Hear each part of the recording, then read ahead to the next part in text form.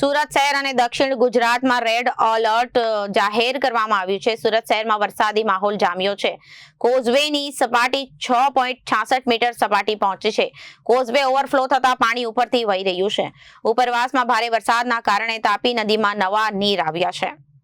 સુરત શહેર અને દક્ષિણ ગુજરાતમાં રેડ એલર્ટ જોવા મળ્યું. સુરત શહેરમાં વરસાદી માહોલ જામ્યો અને કોઝવેની સપાટી 6.66 મીટર સુધી પહોંચી હતી. કોઝવે ઓવરફ્લો થતા પાણી ઉપરથી વહી રહ્યું છે. ઉપરવાસમાં ભારે વરસાદને કારણે તાપી નદીમાં નવા નીર આવ્યા. ઉકાઈ ડેમની સપાટીમાં વધારો જોવા મળ્યો. ઉકાઈ ડેમની સપાટી 313.14 ફૂટ પહોંચી હતી. તાપી નદીમાં નવા નીર વહેતા ખેડૂતો માટે ખુશીની લહેર જોવા મળી. સુરત શહેરમાં તથા સુરત જિલ્લા આજુબાજુના વિસ્તારમાં રેડ એલર્ટ જાહેર કરેલ હોય. આજે સવારથી વરસાદનું પ્રમાણ વધારે ચાલી રહેલ છે.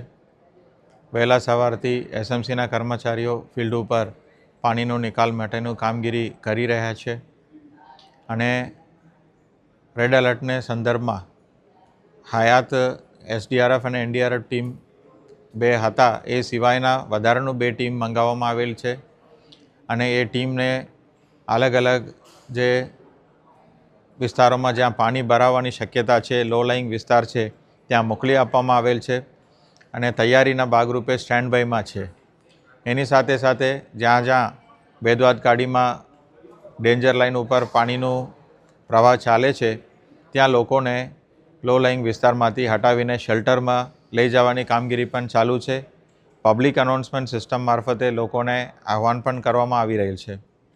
એ સાથે બીઆરટીએસ અને સિટી બસના રૂટ્સમાં પણ જ્યાં જરૂર છે ત્યાં રૂટ્સને પણ રોકવામાં આવી છે. 5 એવા રૂટ્સ છે જે બંધ કરવામાં આવેલ છે અને બાકીના રૂટમાં તકેદારીના ભાગરૂપે મોનિટરિંગ કરવામાં આવી રહેલ છે.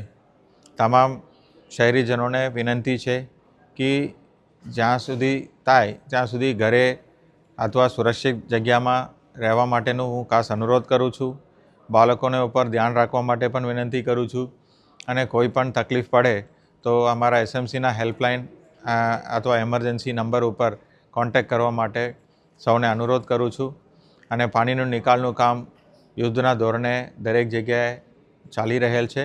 કોઈ ચિંતાની વાત નથી અને તકેદારીપૂર્વક ટીમ હાજર છે. તો આપ સૌને વિનંતી કરું છું કે આ બારિશના જે રેડ એલર્ટ છે એને પાર કરવા માટે કોઈ જાનહાનિ કે માલહાનિ ના થાય એના માટેનું તકેદારી રાખવા માટે તમામ શહેરીજનોને હું ખાસ વિનંતી કરું છું. Reporter Arvind Rathod, Janadesh news, Surat.